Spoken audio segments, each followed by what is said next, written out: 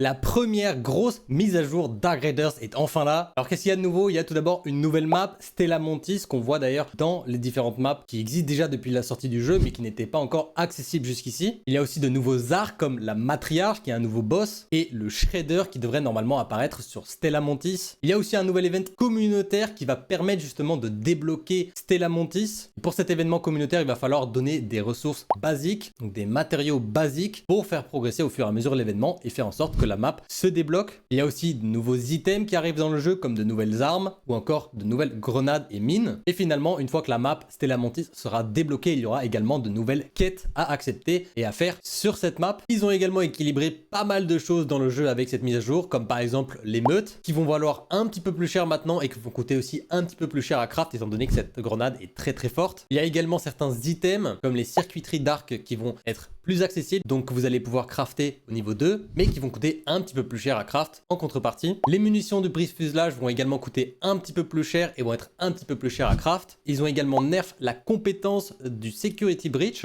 qui permettait de débloquer des casiers dans lesquels vous pouviez trouver des armes très fortes, généralement épiques, ce qui maintenant est beaucoup plus compliqué. Et je rajoute à ça d'ailleurs qu'ils ont du coup communiqué sur le fait de vouloir rajouter une fonctionnalité au jeu qui permet de réinitialiser entièrement, voire partiellement, l'arbre de compétences, étant donné que cette compétence-là était tellement forte que presque tout le monde est allé la chercher. Et du coup, maintenant, tout le monde se retrouve avec une compétence qui n'est pas si utile que ça finalement. Donc ne vous inquiétez pas, il y aura à l'avenir quelque chose pour vous permettre de revenir sur vos décisions dans l'arbre de vos compétences. Ils ont également légèrement réduit l'XP que vous recevez en faisant des dégâts à certains arcs, comme le bastion, le bombardier, l'artificier, mais aussi le bondisseur. Vous allez recevoir aussi un petit peu moins d'XP en lootant les parties du bastion et du bombardier, et vous allez recevoir un petit peu plus d'XP en lootant les parties notamment de l'artificier et du bondisseur. Et finalement, il y a tout un tas de fixes, de bugs et de contenu du jeu qui permettent d'encore améliorer la qualité de celui-là. Faites-moi savoir en commentaire ce que vous pensez de cette mise à jour. Et comme d'habitude, n'oubliez pas de liker la vidéo, de la partager, mais surtout de vous abonner pour plus de contenu sur l'actualité Dark Raiders, du contenu pédagogique comme des tutos et du gameplay à haut niveau. Ça me soutient énormément. Merci à vous et on se retrouve très bientôt